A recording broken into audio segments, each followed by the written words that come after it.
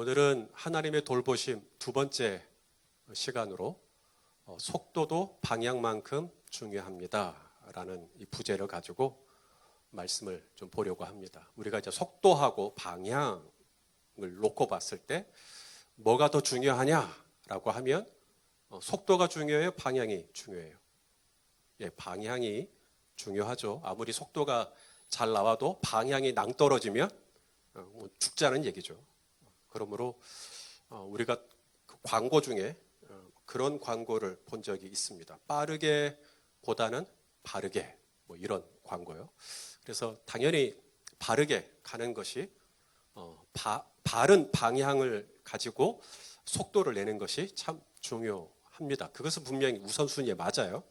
자, 그러면 이제 방향을 잘 잡았으면 그러면 이제 속도는 아무렇게나 내도 괜찮은 거예요. 자, 서울로 가겠다. 방향은 잘 잡았어요. 서울로 가는 방향은 맞는데 막 시속 200km, 막 250km 그렇게 달려도 되나요? 안 되죠. 너무 빨리 가도 안 되고 또 너무 늦게 가도 안 됩니다. 시속 막 40km, 30km 막 이렇게 가도 안 돼요. 그 최저 속도 제한에 또 걸리게 됩니다. 그러니까 방향은 잘 잡았는데 방향을 잘 잡았으면 그 다음에 속도도 제 속도로 잘 따라와 줘야 가장 정상적인 것이죠. 근데 우리가 이제 모세의 삶을 이제 보고 있는데요. 오늘 본문에 나타난 이 모세의 모습을 보면서 우리가 참 안타까운 게 뭐냐면 모세는 방향은 잘 잡았어요. 내가 어떻게 살아야겠다. 내 인생은 이렇게 살아야겠다. 뭐냐면 지금 고통당하고 있는 내 형제, 내 동족, 히브리 민족, 나의 이스라엘, 이 뭔가를 내가 그 사람들을 위해서 내가 뭔가를 하겠다. 이 고통당하는 내 형제를 내가 구원하겠다. 내가 이들을 돕겠다. 방향 설정은 잘 했어요. 모세가 실책한 게 뭐냐면 이제 속도가 좀 빠른 겁니다. 과속을 하는 것이죠. 그게 뭐냐면 하나님께서 이제 해라 라는 사인이 떨어지지 않았는데 먼저 가버린 것입니다. 우리가 그 사도행전 7장 23절에 보시면 모세가 자기 형제를 이스라엘 자손을 돌볼 생각이 났다 이런 표현이 나오거든요. 자, 우리 사도행전 7장 23절을 한번 같이 한번 읽어볼까요? 시작. 나이가 40이 되매 그 형제 이스라엘 자손을 돌볼 생각이 나더니. 누가 이스라엘 자손을 돌보겠다고요? 모세 자신이. 내가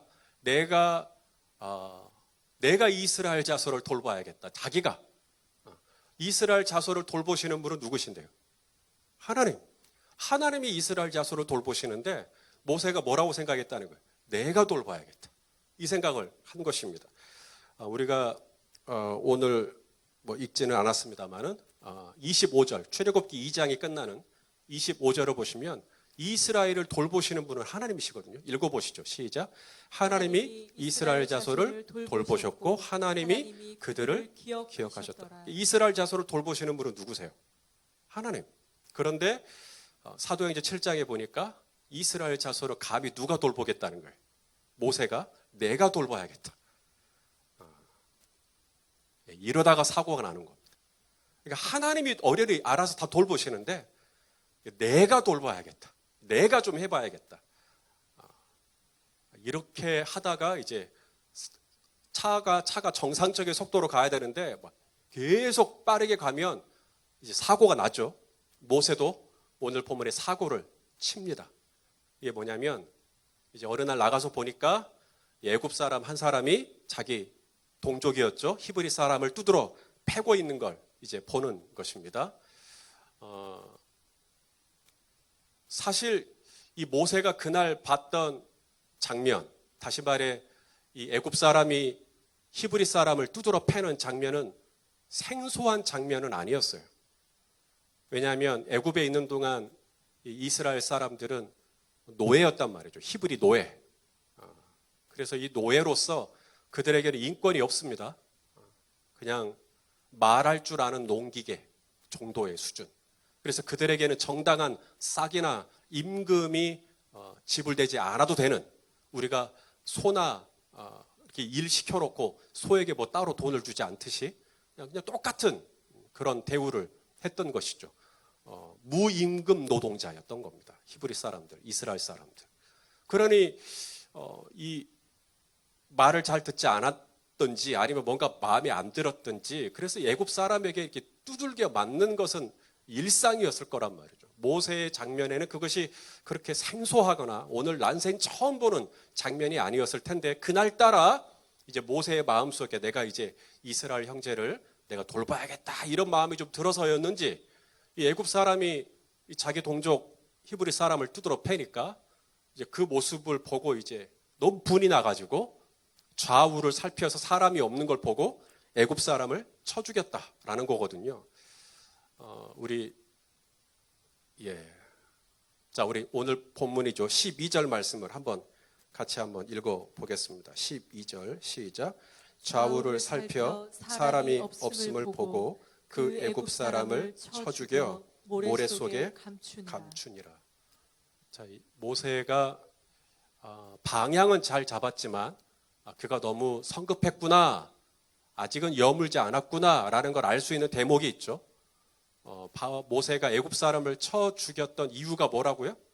어디를 살펴요? 자꾸 좌우를 살펴요. 좌우를 살피는 이유는 누가 보는 사람이 있나 없나 보는 것이죠. 우리가 초보 운전이 아직 미숙한 사람들은 앞만 보고 가죠. 그러다가 앞만 보고 가면 돼요, 안 돼요? 사이드 미러를 봐야죠. 오른쪽, 왼쪽을 봐야 돼요. 사이드 미러만 보면 돼요? 또 뭐도 봐야 돼요? 룸밀러를 또 보셔야 됩니다. 백미러를 또 보셔야죠. 그래서 좌우도 보고 뒤에도 보고 앞에도 보고, 그렇죠? 거기에 능력이 있으신 분들은 휴대폰도 보고, 그러면 안 돼요. 그러면 안 돼요. 자, 여러분 눈이 몇 개세요? 2개죠. 근데 제 아내는 제 아이들한테 그럽니다. 엄마는 뒤에도 눈이 있다 그래요. 제 아내는 눈이 4개인 것 같아요. 뒤에도 눈이 있어요. 이 세상 엄마들은 다 뒤에 한판내 권사님 뒤에도 눈이 있어요? 좋아요. 앞에도 있고 뒤에도 있고 좌우를 살피는 눈도 참 좋은데요. 성도에게는 미러가 하나 더 있어야 돼요. 업 미러. 위를 볼 수 있는 눈이 있으셔야 돼요. 좌우를 살피기만 하면 초보예요. 모세가 좌우를 살펴서 보는 사람 없구나. 좌우를 살피니까 없죠. 위를 보면 보는 사람이 있어요, 없어요? 보는 분이 계시죠. 요셉이 유혹을 받죠. 이 보디발의 아내가 좌우를 살펴 사람이 없는 걸 보고 이제 요셉을 유혹하는 겁니다. 근데 요셉에게는 미러, 위로 달린 거울이 하나 더 있어요. 그래서 죄를 짓지 않아요. 자, 우리 39장 9절 창세기 말씀입니다. 시작. 이 집에는 나보다 큰 이가 없으며 주인이 아무것도 내게 금하지 아니하여서도 금한 것은 당신뿐이니이다. 당신은 그의 아내임이라. 그런즉 내가 어찌 이 큰 악을 행하여 누구에게? 위로 보는 겁니다. 위를 볼 수 있는 시선이 있어야죠. 모세가 좌우만 살피니까 무슨 생각이 들어요? 내가 돌볼 수 있겠다. 내가 할 수 있겠다. 아니요. 누굴 보셔야 돼요? 위를 보시고 위에서 땅 하는 소리를 듣고 출발해야죠. 만약에 달리기를 아무리 잘해도 육산 선수가 심판이 땅 하기 전에 출발을 해버리면 그건 이제 부정 출발이 되는 겁니다. 그러면 메달도 잃게 되고 다 아무것도 얻지 못하게 돼요. 실격을 당하게 됩니다. 이 보디발의 아내는 좌우만 살피는 거예요. 좌우만. 그래서 그 집에 아무도 없네, 오늘. 아무도 없네. 보는 사람 없네, 오늘. 이게 이제 보디발의 아내의 한계죠. 하지만 보는 사람이 없다고 아무리 요셉을 유혹해도 요셉은 안 넘어가요. 왜냐하면 요셉에게는 미러가 하나 더 있어요. 위로 달린. 그래서 그분이 허락하지 않기 때문에 난 할 수 없다. 이렇게 되는 겁니다.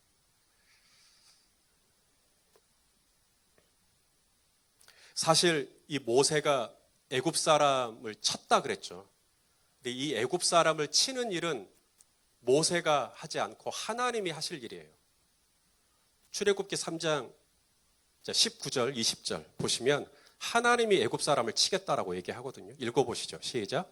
내가 아노니 강한 손으로 치기 전에는 애굽 왕이 너희가 가도록 허락하지 아니하다가 내가 내 손을 들어 애굽 중에 여러 가지 이적으로 그 나라를 친 후에야 그가 너희를 보내리라. 오늘 본문의 12절에 이 좌우를 살펴서 사람이 없음을 보고 그 사람을 쳐 죽였다 하는 이 쳐 죽였다는 이 동사하고 오늘 방금 읽었던 하나님께서 내가 애굽 사람을 치겠다 할 때 동사가 단어가 같을까요? 다를까요? 똑같은 단어입니다. 그러니까 하나님께서 애굽 사람을 치는 그 행동을 지금 누가 하고 있는 거예요? 모세가 자기가 하고 있는 거예요.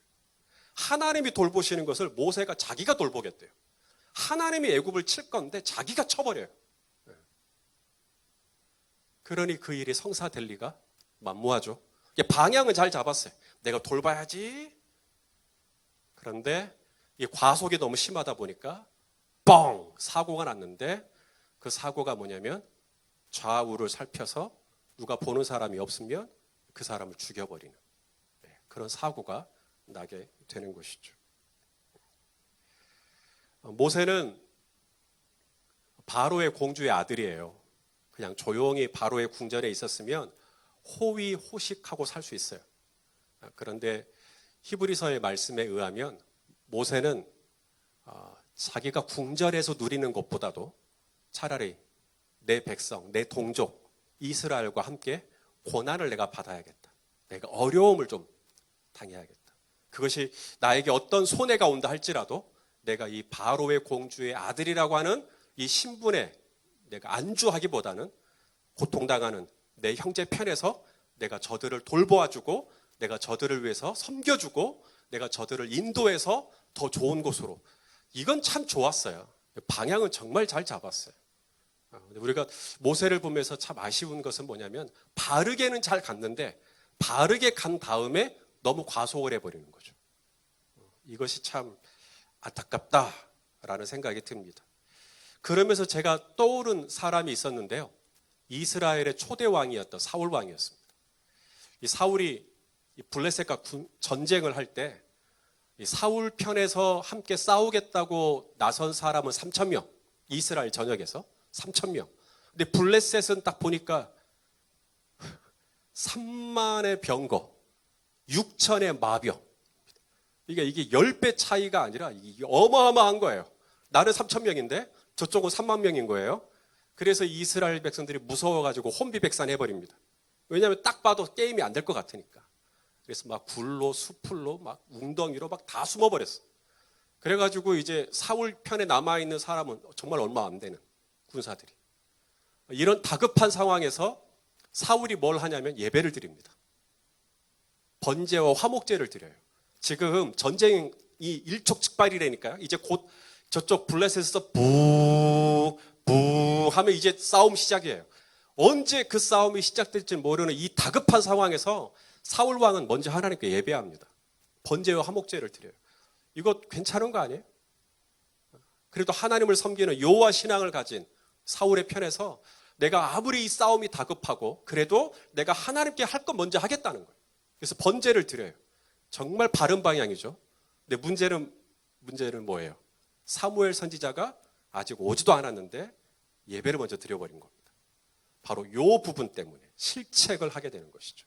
그래서 사무엘 선지자가 와가지고 이제 책망을 하는 겁니다. 자, 사무엘상 13장 13절 14절 시작.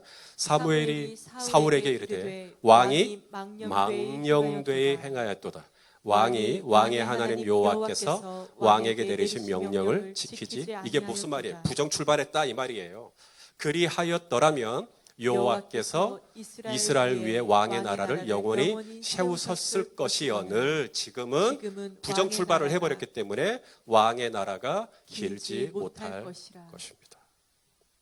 정말 예배는 잘 드렸는데 번제와 화목제를 드리겠다. 그건 방향은 잘 잡았는데 너무 빨리 가버렸어요. 조금만 기다렸으면 사무엘 선지자가 와가지고 어련히 제사 다 집례해드리고 그리고 나서 하나님의 임재가 있는 전쟁을 할 수 있었을 텐데 너무 급하게 가버린 거죠.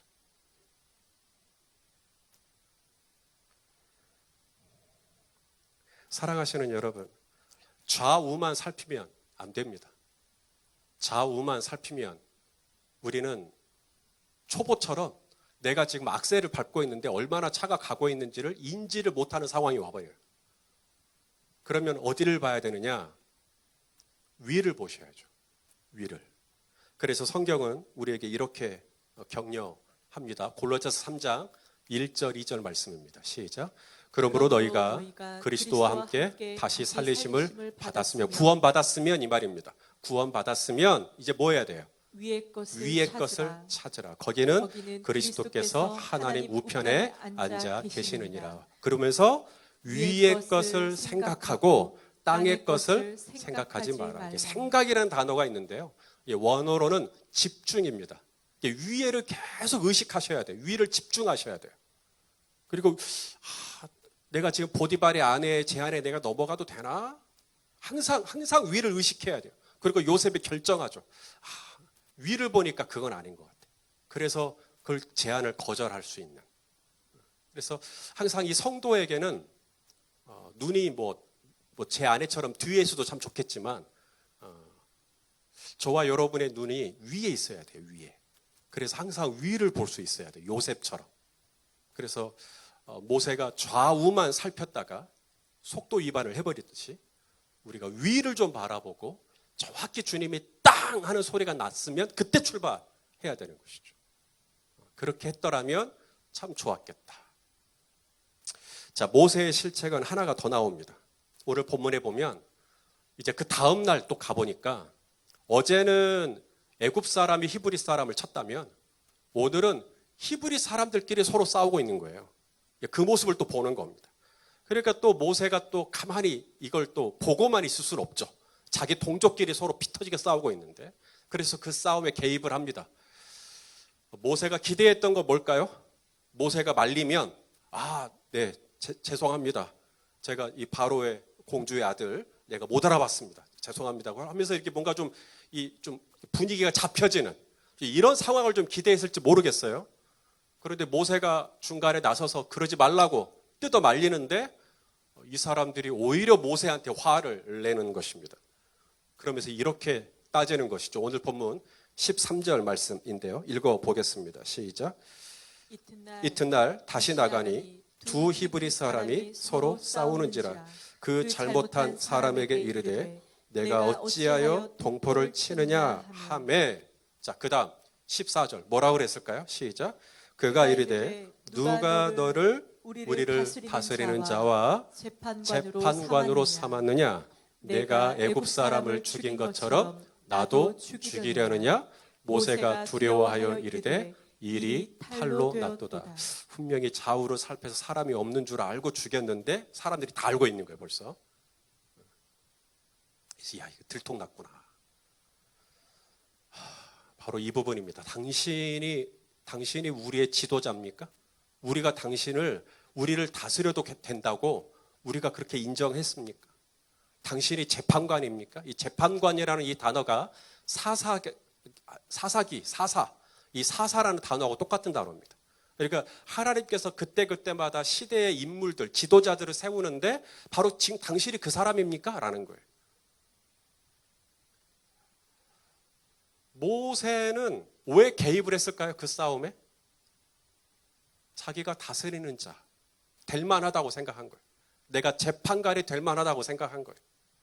그러니까 개입을 하는 거거든요. 내가 다스리는 자고 내가 재판관이니까 내가 이들을 싸우는 것을 내가 구경하지 않고 내가 끼어들어야겠다. 그런데 백성들이 뭐라 그러냐면 당신이 언제부터 우리의 다스리는 자였고 당신이 언제부터 우리의 재판관이었습니까? 어제는 애굽 사람 죽이더니 오늘은 날 죽일라요? 이러면서 이제 되들어버리니까 이게 좀 어려운 거죠. 반응이 전혀 예상치 못했던. 모세는 왜 내가 이 싸움에 개입해도 된다고 생각했을까? 내가 왜 다스리는 자와 재판관이 돼도 되겠다. 내가 이제는 그런 생각을 왜 했을까? 세 가지 이유를 생각해 볼 수 있는데요. 첫째는 모세의 출신 때문입니다. 모세가 그래도 바로의 공주의 뭐예요? 아들이었거든요. 바로의 공주의 아들이었습니다. 바로의 공주를 엄마라고 불렀고요.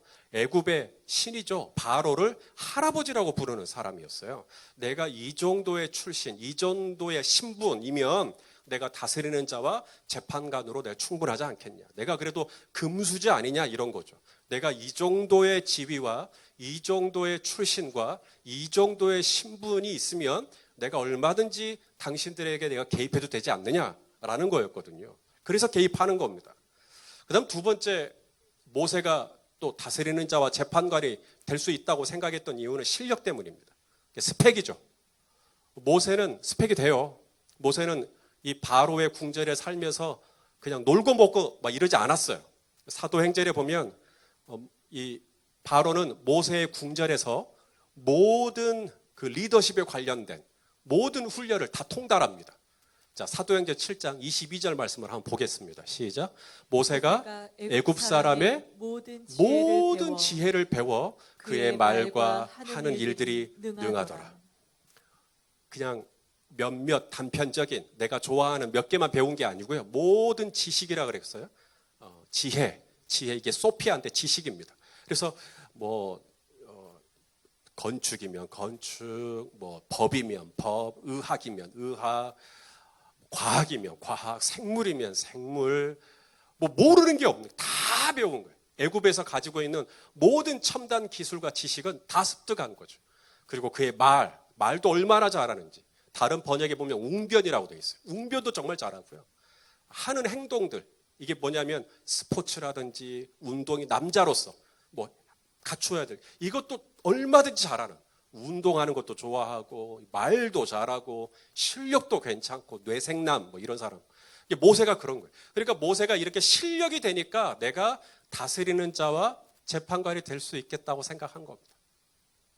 내가 신분이 이 정도고 내가 스펙이 이 정도니까 내가 너희들을 리더할 수 있지 않겠냐. 마지막 세 번째 이유가 있습니다. 이 공로 때문이에요. 이 공로가 뭐냐면 어제 히브리 사람을 구해줬잖아요. 얻어맞아서 죽을 수도 있었던 히브리 사람을 대신해서 애굽 사람을 쳐 죽여줬잖아요. 내가 그렇게 당신들 편에서 내가 바로의 공주의 아들인데 내 어떤 출신과 신분이 위협을 받는 상황이 온다 할지라도 내 기꺼이 희생하고 내가 포기하고 내가 헌신하고 내가 내려놓을 거 내려놓으면서 당신들 편에서 이렇게 일을 했으면 알아주길 바랬던 거죠. 내가 이렇게 헌신하고 내가 이렇게 내려놨고 내가 이렇게 포기했고 바로의 공주의 아들이라 칭함받기를 내가 거절하고 당신들과 함께 내가 이 고난의 길을 걷겠다는데 나를 좀 알아줬으면. 그런데 이스라엘 백성들이 그 다음날 어떻게 반응하냐면 우리가 언제 당신을 우리의 리더로, 우리가 언제 당신을 우리의 사사로 인정한 적이 있냐. 이렇게 나와버리니 모세의 입장에서는 한마디로 멘붕이 와버린 겁니다. 아니네. 내가 바로의 공주의 아들이라는 이 신분과 출신이 아무 힘이 없네? 내가 애굽의 모든 학문을 배웠고 내가 말과 행위에 능통하고 그래도 이게 소용이 없네? 내가 스펙이 이 정도 되는데 소용이 없네? 내가 이렇게 좋은 일을 했고 이렇게 착한 일을 했고 이렇게 내가 이 공동체를 위해서 수고했고 근데 이게 아무 소용이 없는 거죠. 사랑하는 여러분, 내가 어디 나왔다. 그리고 나 이런 거 할 줄 안다. 나 이만큼 배웠다. 또 내가 이런 일들도 한 적이 있다. 내가 어떤 선한 공로들. 내가 아무리 출신이 좋고 내가 아무리 스펙이 좋고 내가 아무리 과거에 화려한 공로를 가지고 있다 할지라도 그것이 당신이 하나님보다 앞서도 좋다는 사인이 될 수는 없습니다. 내가 아무리 출신이 누가 봐도 삐까번쩍 해도 내가 아무리 스펙이 누가 봐도 혀를 내두를 만 해도 내가 과거에 쌓았던 업적과 공로가 화려해도 그것이 하나님보다 앞서도 된다는 뜻은 아니에요. 모세는 내가 이 정도 되니까 내가 다스리는 자와 재판관이 되어서 내가 이들을 케어하고 내가 이들을 대신해서 내가 좀 해줘야겠다. 그러다가 문제가 터진 것입니다. 교회를 개척할 때 제가 나이가 이제 34이었어요. 그때 처음 남아공에 있을 때 이제 소명을 받았을 때는 33이었고요.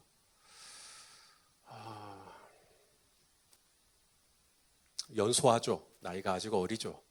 더 훈련 받아야 되고 또 마땅히 또 훈련을 받아야 했기에 더 공부를 하기 위해서 남아공에 가서 신학 과정을 또 밟으려고 했었고, 그런데 하나님께서 불과 1년 만에 교회를 개척하라고 한 7번 사인을 주시는데 거부할 수가 없어서 짐을 다 챙겨 들고 지금 열린 베데교회를 이제 개척하게 되었습니다.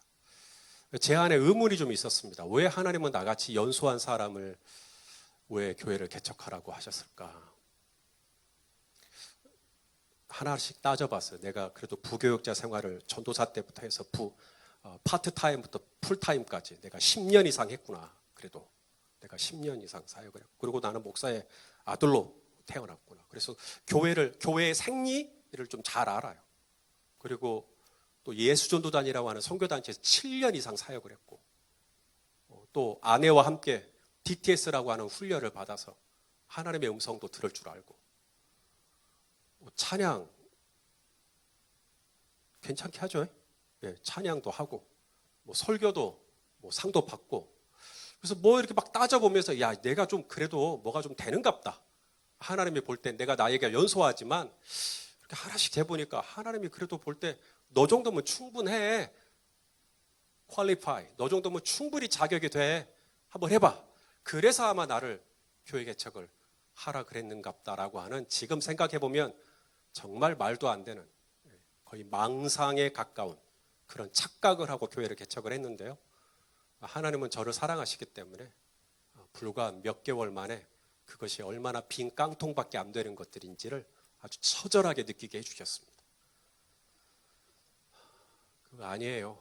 내가 이 정도 되니까, 내가 이만큼 배웠으니까, 내가 이만큼 훈련됐으니까 하나님이 이제 나를 좀 쓰시려나 보다. 아니에요.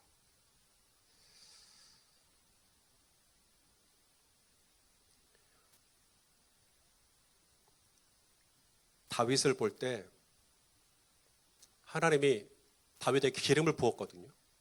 기름을 부었다라는 말은 이제 왕이 된다는 이야기입니다. 사울 왕을 이어서 이제 왕이 되는 것인데, 여전히 사울은 왕으로 있고 다윗은 기름 부음만 받았지 아직 왕은 아니고, 그랬을 때 사울을 죽일 수 있는, 사울을 처치할 수 있는 기회가 2번 있었어요.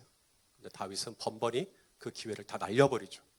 목을 자를 수 있었는데 옷자락만 벤다든지, 또 죽일 수 있었는데 그냥 사울 왕의 막사에 들어가서, 텐트에 들어가서 물병하고 창만 살짝 꺼내 온다든지, 죽일 수 있었거든요.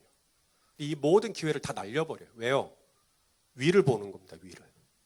좌우만 살피지 않고 위를 보고 하나님이 땅 하는 그 신호를 기다리는 것이죠. 그때까지는 옷자락만 베는 거고, 그때까지는 물병하고 창만 가져가는 겁니다. 그리고 끝까지 하나님의 때를 기다리는 것이죠. 그랬을 때 하나님이 다윗을 쓰신 겁니다. 그래서 내가 이 정도 됐으니까 하나님이 나를 쓰시겠구나. 아니요.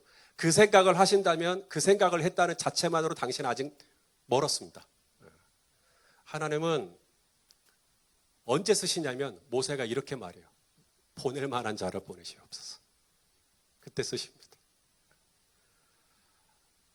하나님의 때가 있습니다. 다윗은 철저하게 기다립니다.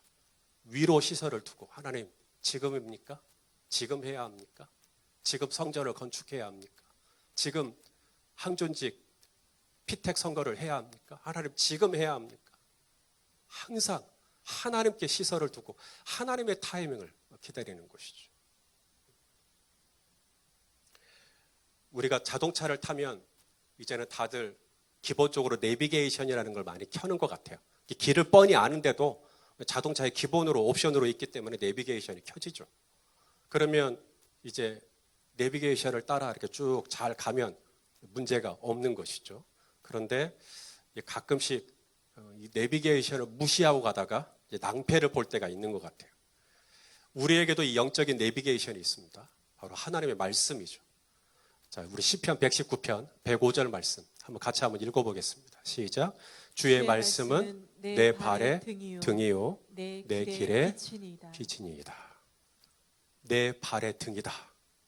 여러분, 이게 등불, 램프예요. 램프. 하나님의 말씀. 그러면 램프를 들고 길을 찾아가려고 할 때 램프가 앞에 있어요? 램프가 뒤에 있어요? 램프가 앞에 있죠. 내가 아무리 길을 잘 알아도 램프보다 앞서면 안 돼요. 그게 내 발의 등이요라는 뜻입니다.